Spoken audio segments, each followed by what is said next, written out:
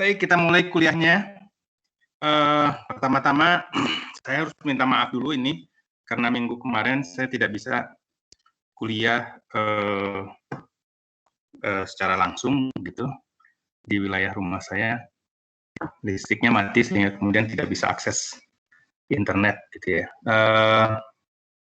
Nah, yang kedua, saya juga belum upload video kuliahnya karena ternyata setelah saya rekam masih ada salah-salah di dokumen presentasinya begitu ya. Coba kita lihat.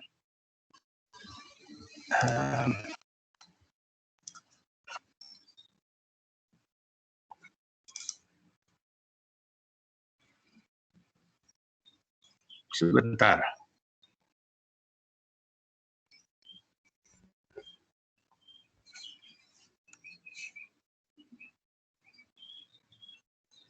Ya,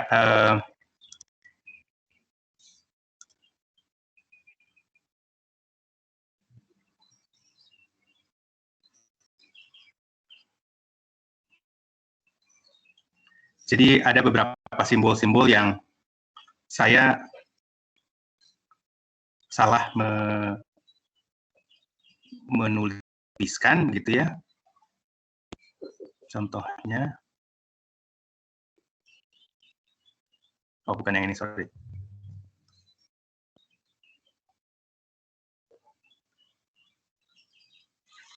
Ya mungkin yang ini. Jadi simbol harusnya lebih besar, saya tulis lebih kecil dan sebagainya gitu ya. Jadi ini sudah diperbaiki. Jadi nanti mungkin saya akan melakukan record ulang dan kemudian posting di LMS kuliah online ITB. Nah, minggu kemarin kan ada tugas tuh. Ada yang kesulitan tidak mengerjakan tugas tentang kuliah distribusi normal?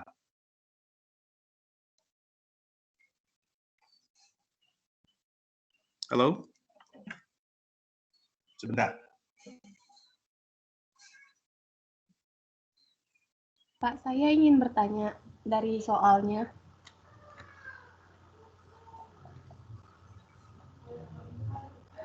Halo? Kita cek dulu audionya. Jangan-jangan tidak terdengar ini.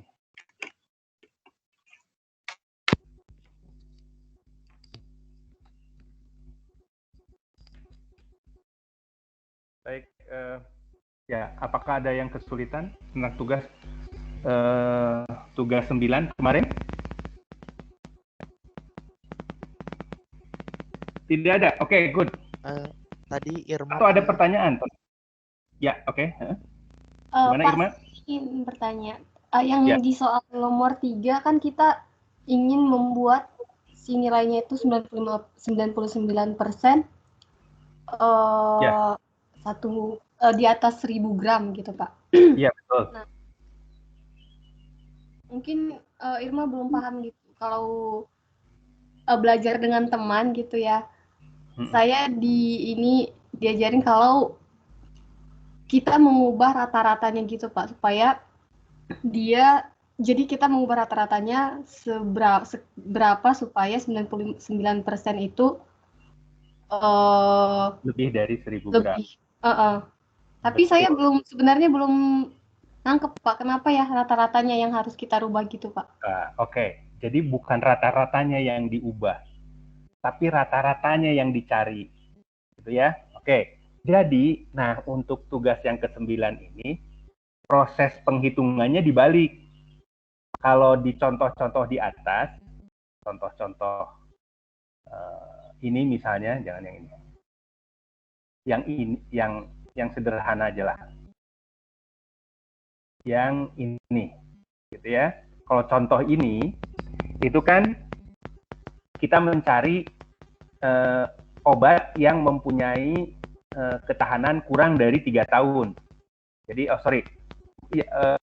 mencari persentase obat batuk yang mempunyai ketahanan kurang dari 2,3 tahun. Jadi kita tentukan 2,3 di sini, titiknya begitu ya. Terus kemudian cari luas area di bawah kurva ini ya. Oke ya, semua paham gitu ya. Terus kemudian caranya adalah kita menghitung Z-score-nya dulu. Kalau X-nya 2,3, Z-score-nya kita hitung, maka dapatlah nilai minus 1,4 gitu. Kemudian kita cari probability dari nilai 1,4 itu untuk dia lebih rendah dari 2,3 atau lebih rendah dari minus 1,4. Jadi dari sini ke sini gitu ya. Nah, caranya adalah tadi. Jadi nilai Z-score-nya 1,4, kemudian kita dapat 0. Jadi 1,40 ini ya. Jadi nilai di tabelnya adalah 1,40 ya, dapatlah probabilitas 0,808 atau 8,08% gitu ya peluangnya. Nah, kalau yang gula tadi, saya ngegambarnya di mana ya? Sorry sebentar. Saya katakanlah kita pakai kurva yang ini saja, pakai kurva yang ini, ya, yang ini saja, pakai kurva yang ini contoh yang lain, tapi kita gunakan kurva ini. Jadi kita tahu bahwa batasnya itu adalah batasnya itu adalah 1000. Jadi angka 1000. Ini misalnya ini angka 1000 ya. Kita tentukan saja. Pasti dia di sebelah kiri dari rata-rata. Nggak mungkin rata-ratanya, misalnya gula, kita ingin bikin gula yang di atas 1000, gitu, terus kemudian rata-ratanya kurang dari 1000. Pasti rata-ratanya di sebelah kanan dari 1000. Jadi seperti ini. Ini rata-ratanya. Nggak tahu berapa nilainya, begitu ya. Kemudian kita tentukan batas minimalnya. Itu batasnya adalah 1000 gitu ya. Oke, nah sudah sampai situ. Jadi prosesnya dibalik. Kita ingin 99% gulanya itu di atas 1000 ya. Jadi ingat ya, yang mau dicari adalah nilai rata-ratanya. Jadi yang kita cari adalah yang kita cari sebetulnya di sini, gitu ya. Tapi kan kita nggak ada tabelnya. Yang bisa kita gunakan tabelnya itu hanya kalau sebelah kiri dan sebelah kanan. Jadi yang kita gunakan adalah cari dulu ini, gitu ya. Berapa sih yang kemungkinannya di sini, gitu ya. Baru kemudian kita dapat yang di sini. Caranya ya dibalik tadi. Z-score-nya kita tahu, gitu ya. Z-score-nya kita cari. Z-score untuk 99. Jadi kalau dari sini ke sini 99, ini kan satu nih semuanya. Oke ya. Maka dari sini ke sebelah sana, ke kanan, itu harus 99. Kita cari yang di sini tuh berapa sisanya, gitu ya, probabilitasnya, nilai probabilitasnya. Coba kita cari. Oke.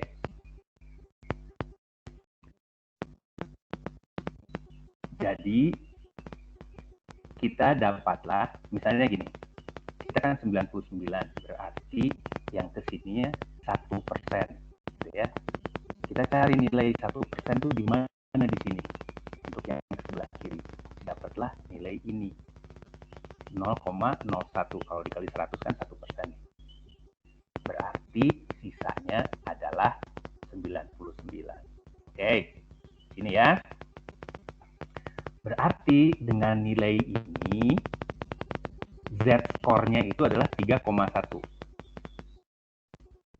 Dapat ya?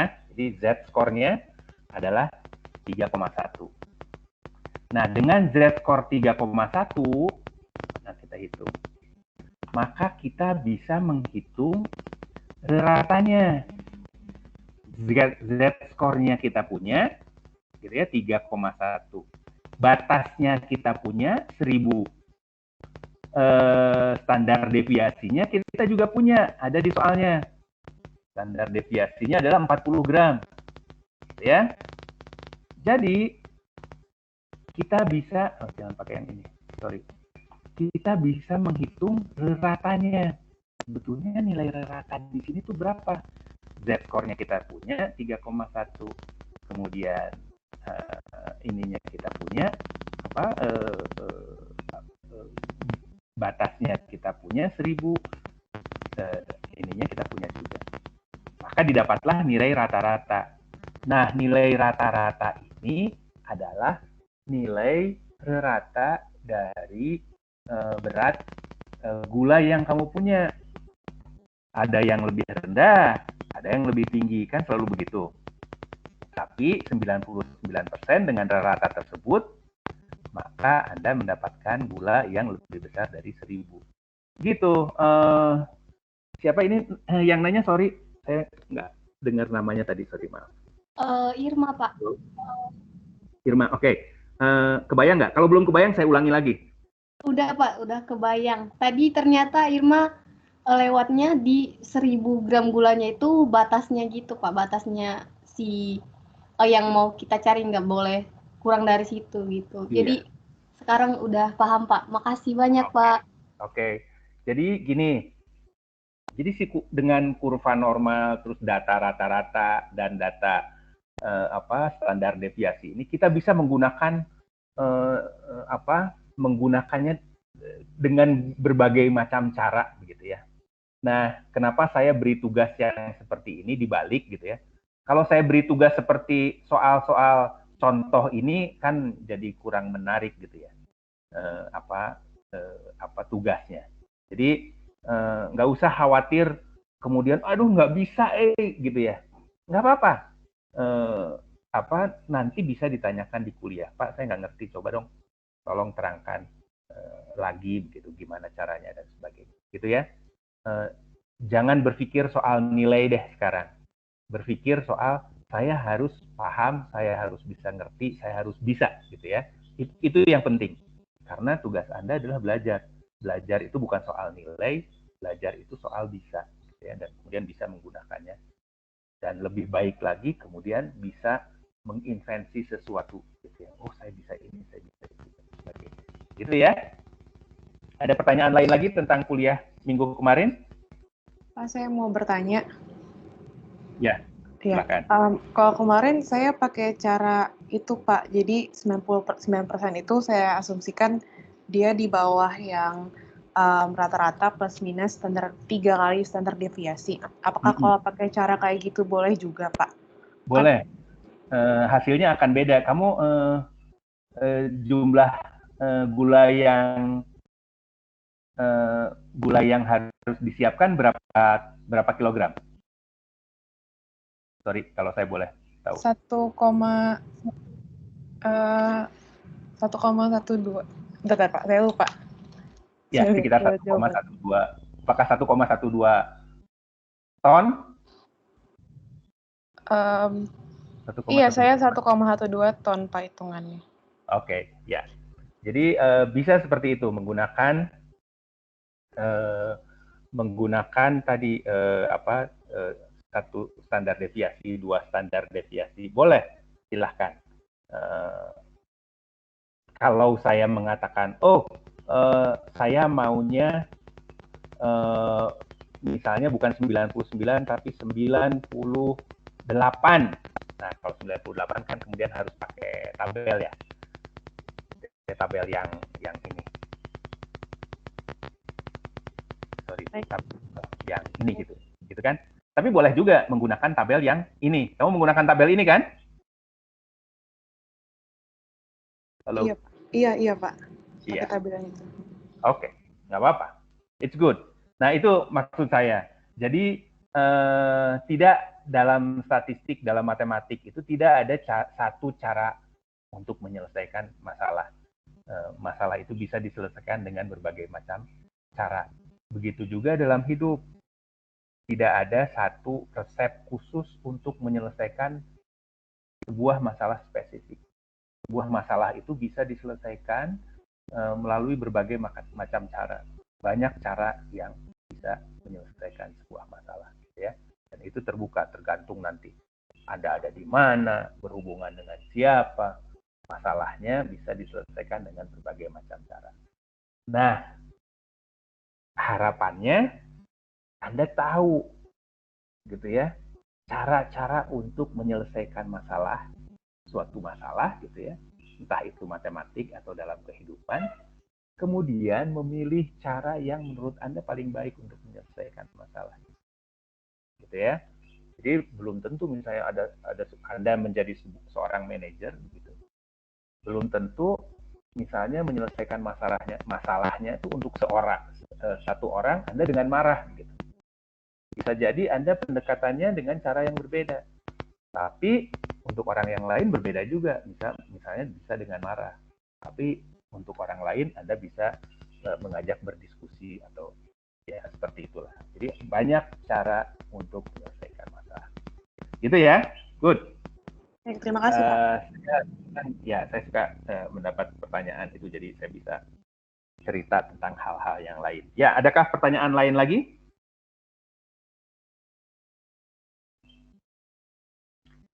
Tidak ada. Oke, good. Jadi hari ini kita akan membahas tentang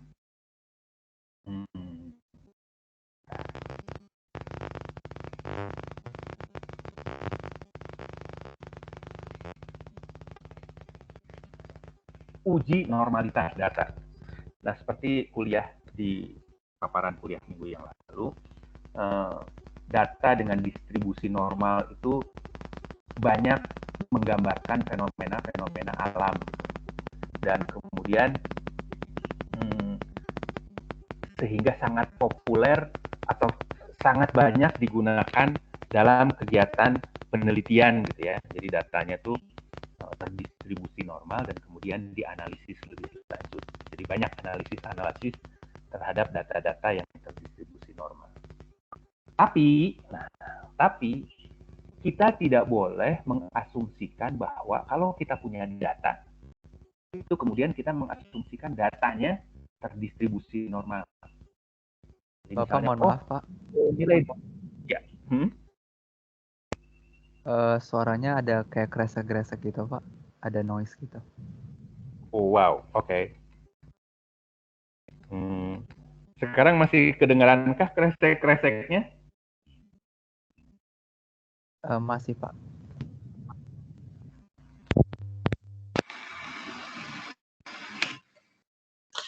Sekarang masih kedengeran? Lebih jelas, Pak. Sekarang lebih jelas Pak. Oke, saya cabut earphone-nya, jadi mudah-mudahan lebih jelas, tapi saya agak sulit mendengarkan Anda karena speaker saya nggak begitu jelas. Oke, never mind. Baik, nah, jadi jangan mengasumsikan kalau misalnya data Anda itu banyak dan kemudian nilainya itu continue begitu ya, bukan? Maka kemudian Anda mengasumsikan data Anda itu terdistribusi normal, gitu ya. Nah, jadi sebaiknya ketika Anda mempunyai data dan ingin menganalisis data tersebut dengan menggunakan teknik-teknik statistik untuk data-data yang terdistribusi normal, terus Anda kemudian tiba-tiba mengasumsikan datanya terdistribusi normal saja. Dan itu biasa, gitu ya. Jadi banyak sekali di literatur ilmiah, gitu ya, data yang mereka gunakan itu tidak diuji dulu apakah dia normal, terdistribusi normal atau tidak. Gitu ya. Jadi langsung dianalisis secara statistik. Anda boleh lihat, buka skripsi anak SITH misalnya, gitu ya, buka, gitu ya. Anda lihat ketika dia melakukan analisis statistik untuk dengan analisis statistik parametrik itu untuk data-data yang terdistribusi normal, gitu ya. Terlihat bahwa jarang sekali atau sedikit sekali mahasiswa yang sebelum melakukan uji statistik itu melakukan uji normalitas data. Hanya untuk meyakinkan bahwa datanya terdistribusi normal. Gitu ya. Ini jadi sering baik di artikel ilmiah maupun di skripsi-skripsi yang ditulis oleh mahasiswa. Nah, jadi ya banyak uji-uji statistik seperti regresi, uji T, analisis varians, dan beberapa uji statistik parametrik lain itu didasarkan pada asumsi bahwa data yang diuji itu berasal dari populasi yang terdistribusi normal, gitu ya. Jadi sebelum Anda melakukan uji-uji ini, maka Anda harus melakukan dulu uji normalitas data. Ya, nah, walaupun kemungkinan besar data yang Anda uji itu, apalagi kalau datanya besar, itu normal gitu, terdistribusi normal. Jadi terus Anda mengatakan bahwa ngapain capek-capek menguji gitu ya, kan kira-kira udah tahu lah pasti datanya terdistribusi normal. Tapi ya harus dilakukan untuk meyakinkan bahwa datanya terdistribusi normal. Nah, ya, jadi uji normalitas data adalah sebuah uji yang dilakukan dengan tujuan untuk menilai apakah sebaran pada sebuah kelompok data itu terdistribusi normal atau tidak. Nah, uji normalitas data ini bisa dilakukan dengan berbagai macam cara. Yang pertama adalah secara visual.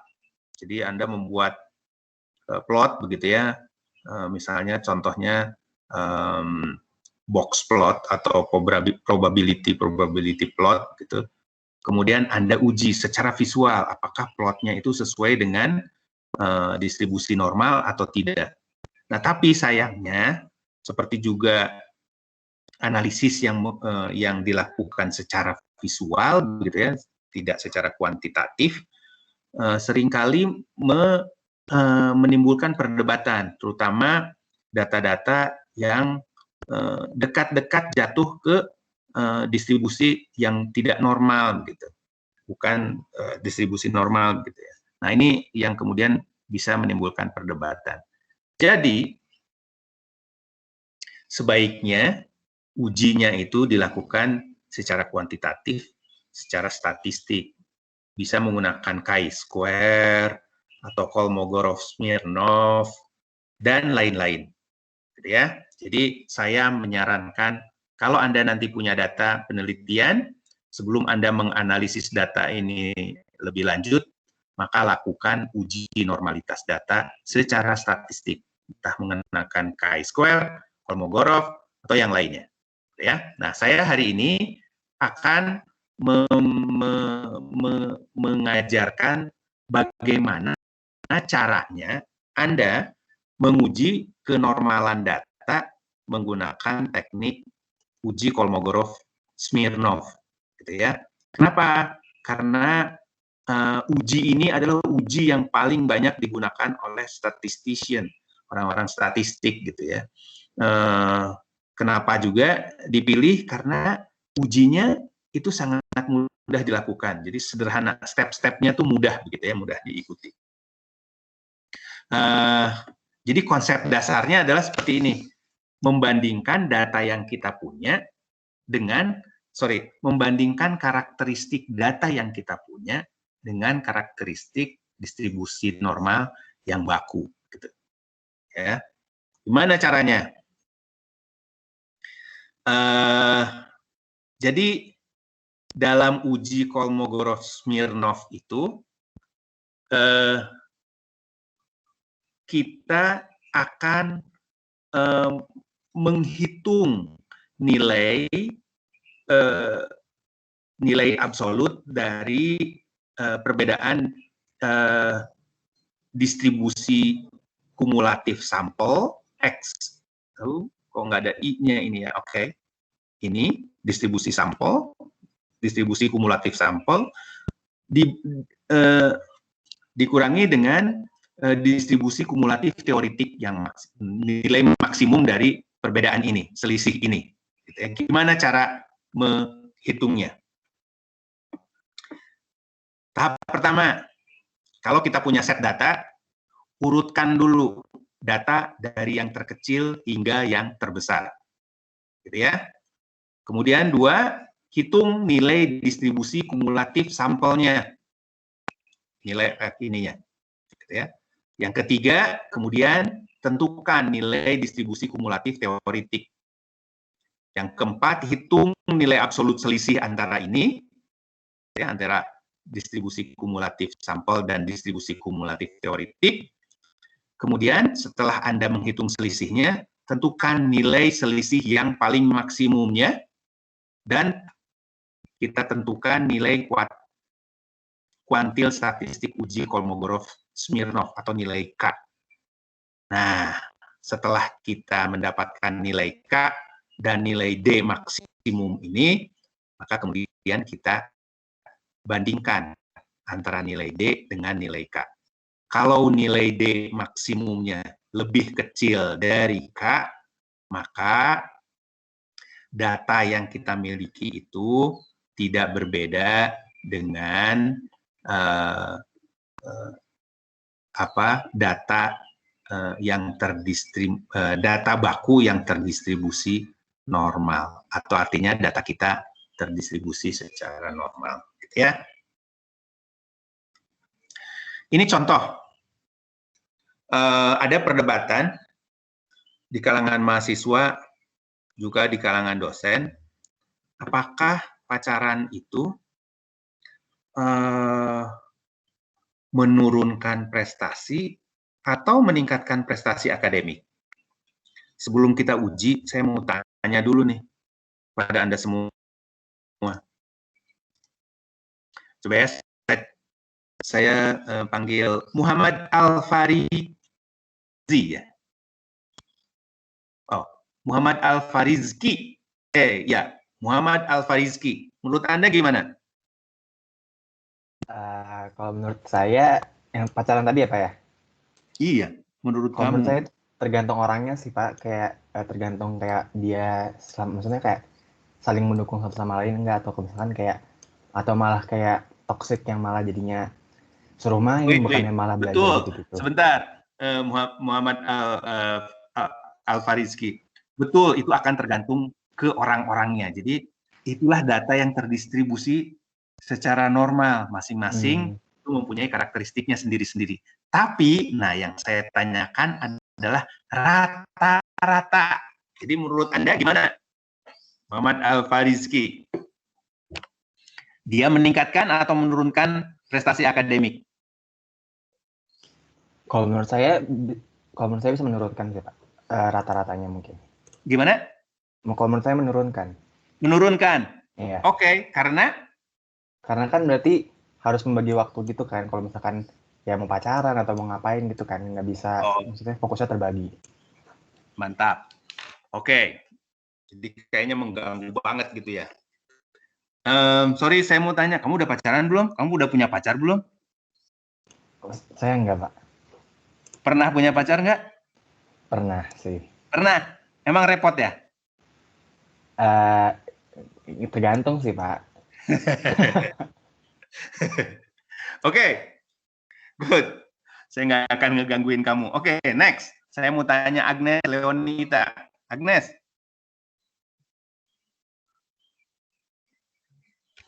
Iya, Agnes, Pak. menurut kamu pacaran itu meningkatkan atau menurunkan prestasi? Kalau bagi saya sih meningkatkan, Pak. Meningkatkan, kenapa? Kalau yang banyaknya saya tahu sih ya, Pak. Apa ya? Jadi kayak lebih semangat aja gitu, Pak. Jadi dia kayak punya tujuan, punya suatu goal gitu. Dia kan pasti pengen kayak ya jadi yang terbaik lah gitu, Pak. Oke, jadi meningkatkan ya. Ya, Pak. Menarik. Coba saya tanya ke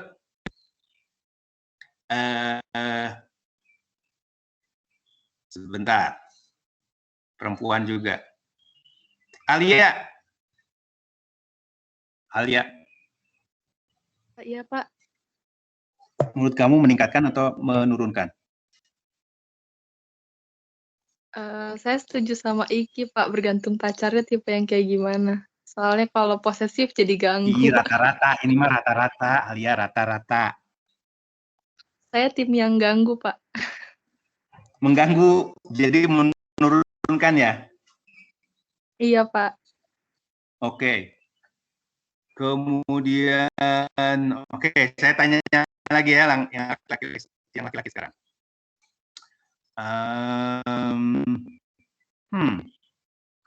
Iksanul Dafah. Iksan. Iksan. Iya, Pak. Ya, menurut kamu gimana? Saya mengganggu, Pak. Mengganggu, jadi menurunkan prestasi akademik ya? Nah, iya, Pak. Aduh. Oke. Yang lainnya lagi laki-laki. Terakhir. Joshua. Coba ini. Joshua.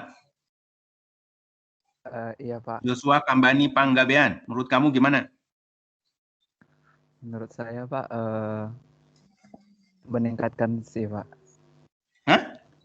Meningkatkan sih, Pak. Meningkatkan. Oh iya. Iya. Good. Gitu. Kamu udah punya pacar belum? Tuhan, saya belum punya pacar, Pak. Belum. Belum, Pak. Coba keberanian kamu itu, keyakinan kamu itu diwujudkan. Oke. Never mind. Good. Jadi, dilakukanlah sebuah penelitian. Membandingkan antara siswa-siswa, jadi siswa-siswa di data, begitu ya. Mahasiswa-mahasiswa SITA di data, mana yang telah memiliki pacar dan berpacaran, kemudian dilihat IPK-nya. Sayangnya ini belum kelihatan datanya, cuma contoh datanya aja nih ada, gitu ya. Ini contoh datanya.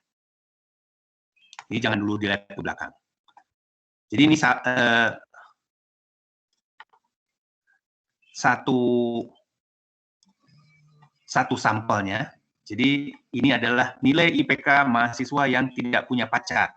Didapatlah dari sampel 1 sampai sampel 15, begitu ya. Didapatlah nilai IPK-nya. Dan nilai IPK-nya seperti ini. Nah,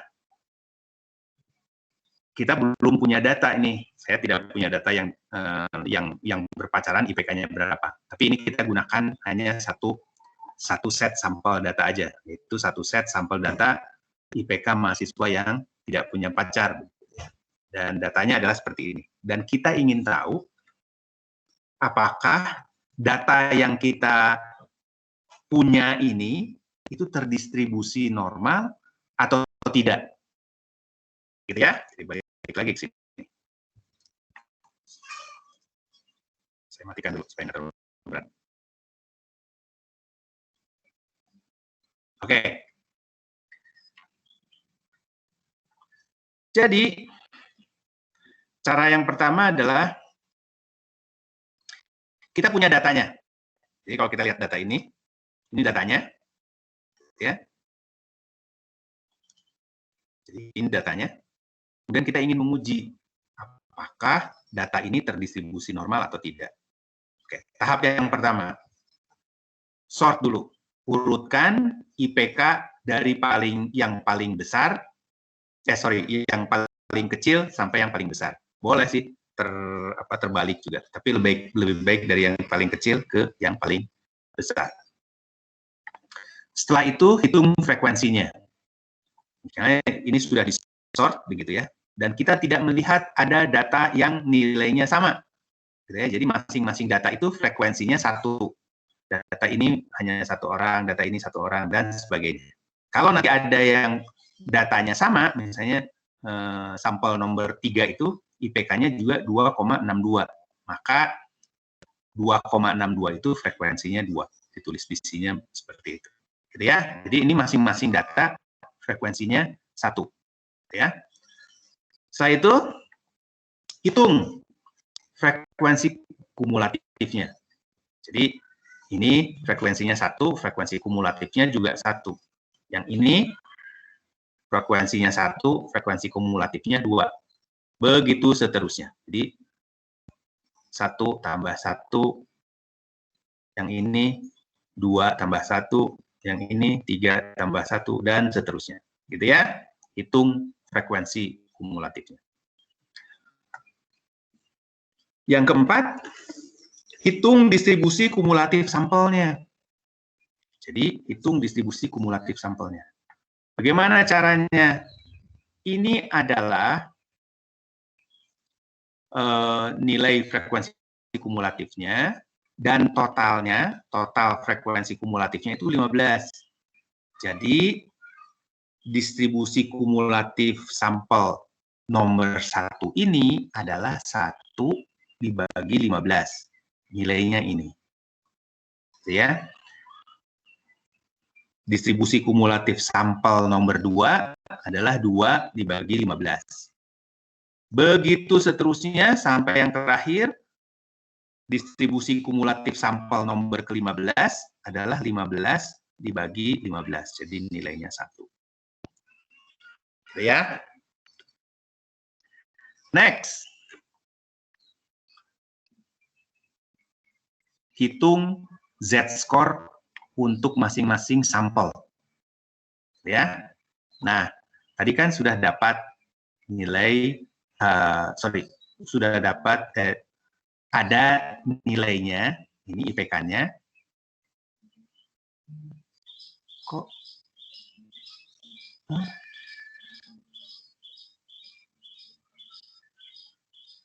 Sorry, ini harusnya di sort ini. Sebentar.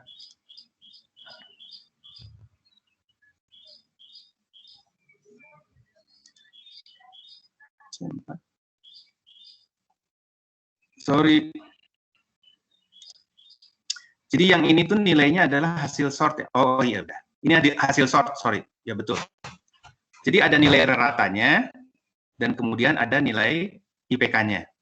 Ini selisih dari nilai IPK, nilai data dan rata, kemudian dibagi standar deviasi. Jadi kita hitung dulu berdasarkan data ini, ratanya berapa. Sorry, ini saya pindahin. Ratanya berapa dan standar deviasinya berapa. Ini nggak bisa di... Oh, sorry. Full screen aja. Ya, oke. Jadi kita hitung selisih antara rata dengan nilai sampelnya. Jadi untuk sampel yang pertama itu nilainya 2,58, selisihnya sekian, gitu ya. Hitung semuanya. Dan kemudian kita hitung Z-nya dengan menggunakan standar deviasi. Dapatlah nilai Z untuk masing-masing, Z-score untuk masing-masing sampel. Oke? Nah,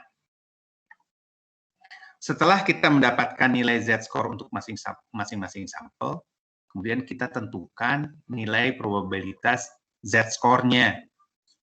Contohnya nih, contoh ya, untuk sampel yang pertama, sampel ini, nilai Z-score-nya adalah minus 1,38 atau 39 di sini. 39. Jadi minus 1,39. Kita cari nilai Z-score untuk sampel tersebut. Minus 1,39. 1,39. Ini 1,39. Ya, dapatlah nilai 0,0823. Tulis di sini. Nilai distribusi kumulatif sampelnya. Tulis di sini. Nah, lakukan untuk semua Z-score ini, untuk semua sampel. Ya. Nah, contoh yang selanjutnya misalnya untuk yang 0,43, yang nilai positif. yang nilai ini, sampel ke nomor 10. Nilai Z-score-nya adalah 0,43. Jadi 0,43, 0,664. Dapatlah. Nah, isikan untuk semua nilai, isikan distribusi kumulatif sampel untuk semua sampel ini. Gitu ya. Good. Nah, kemudian kita tentukan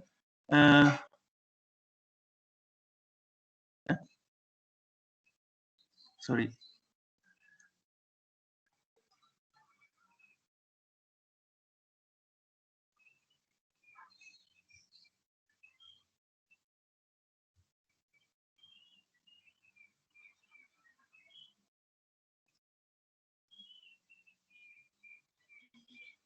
Ya, jadi kita sudah tentukan ini.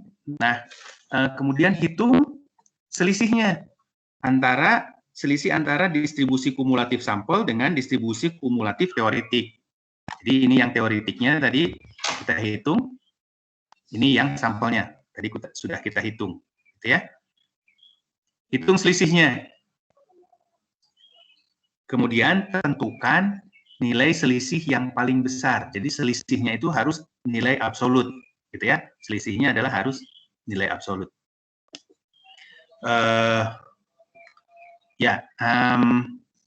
Ini adalah kemudian kita tentukan nilai selisih yang paling besar. Kita tandai dengan merah. Nah, setelah itu kita tentukan nilai K-nya, nilai kuantil statistik Kolmogorov-Smirnov berdasarkan tabel ini. Jadi caranya bagaimana? Kita lihat jumlah sampelnya berapa. Oh, ada 15, gitu ya. Kemudian kita gunakan selang kepercayaan 95%, selalu kita gunakan 95%, itu normalnya seperti itu. Dengan menggunakan tabel uji Kolmogorov, jadi dengan menggunakan tabel ini. Jadi sampelnya 15, selang kepercayaannya 95% atau 0,95, sehingga alfanya itu adalah 0,05. Jadi kita gunakan alfa 0,05. Ini sampel 15, alfanya adalah 0,05, maka kita dapatkan nilai kuantilnya adalah 0,338. Nah, kemudian kita bandingkan nilai kuantil ini dengan nilai selisih maksimum tadi distribusi kumulatifnya, gitu ya. Dan kita dapat tadi adalah yang maksimumnya adalah 0,17013. Ini ternyata nilai ini itu lebih kecil dari nilai kuantilnya. Artinya, kalau dia lebih kecil, si sampel itu tidak berbeda nyata dengan distribusi normal teoretik. Atau kita bisa mengatakan bahwa sampel kita terdistribusi secara normal. Begitu.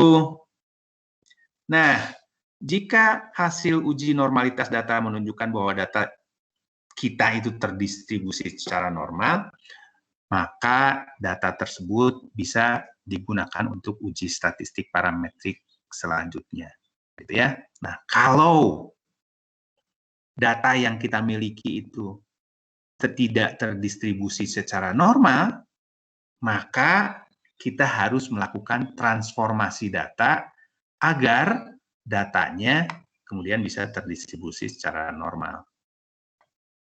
Bagaimana caranya?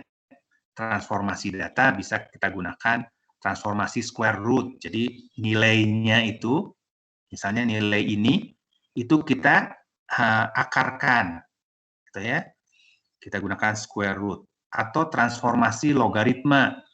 Biasanya transformasi logaritma ini untuk angka-angka yang besar. Misalnya, jumlah koloni bakteri gitu atau jumlah bakteri dalam suatu kultur begitu ya. Nilainya besar, misalnya itu angkanya X dikali 10 pangkat berapa, gitu. Jadi angkanya besar. Nah, biasanya itu ditransformasi dengan menggunakan logaritma atau menggunakan transformasi yang lainnya, gitu ya. Nah, ini contoh-contoh aja.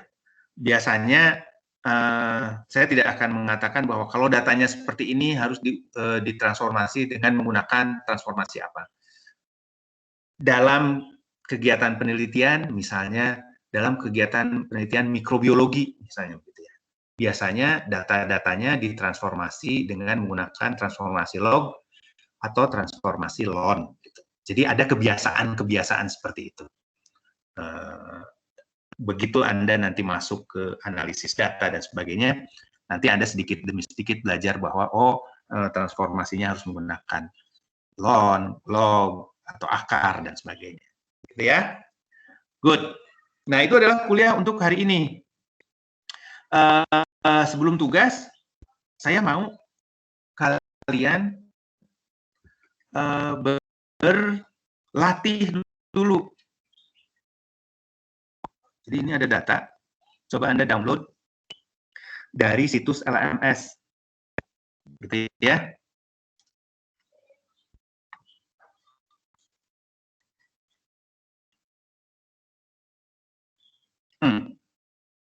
Ini salah lagi.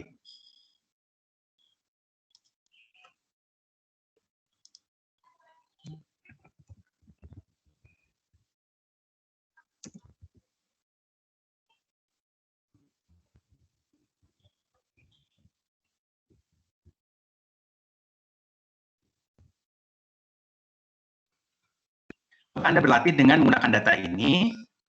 Ini ada data mahasiswa melakukan penelitian tentang pengaruh penambahan suatu zat di dalam medium kultur bakteria terhadap pertumbuhan biomasanya, gitu ya. Dan kemudian dilihat ini adalah konsentrasi maksimumnya dari kultur tersebut. Nah, ini Anda mendapatkan data ini, dan saya ingin Anda menguji apakah data ini terdistribusi normal atau tidak. Gitu ya. Good. Semua bisa download datanya nggak di LMS? Saya bisa, Pak. Irma, bisa download kah?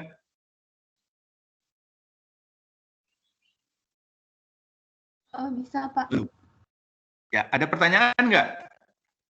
Sebelum ke latihan dulu. Kita punya banyak waktu ini, masih 1 jam kuliah. Ada nggak? Pak, saya ingin bertanya, Pak. Halo.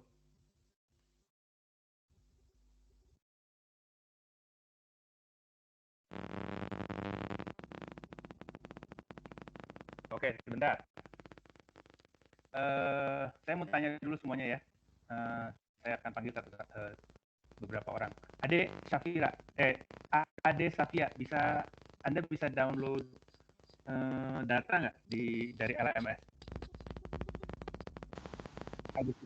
Bisa, Pak. Bisa, oke. Udah punya? Udah. Kebetulan tadi udah ada teman yang mengirim di grup juga, Pak. Oke, sip. Nah, sekarang semua coba uji apakah si data ini terdistribusi normal atau tidak. Coba, tolong. Kita kembali lagi nanti 15 menit kemudian ya. Silahkan diuji.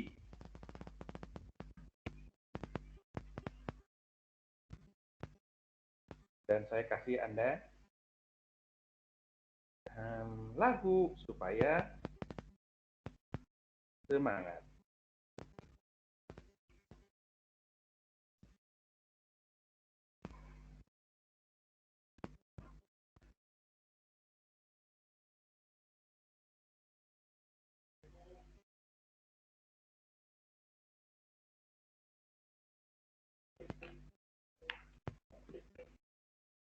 Waalaikumsalam.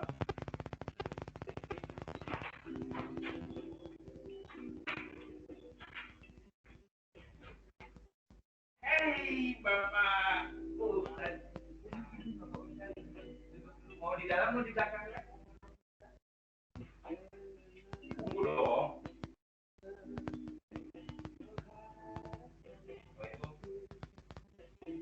Ya, itu siapa?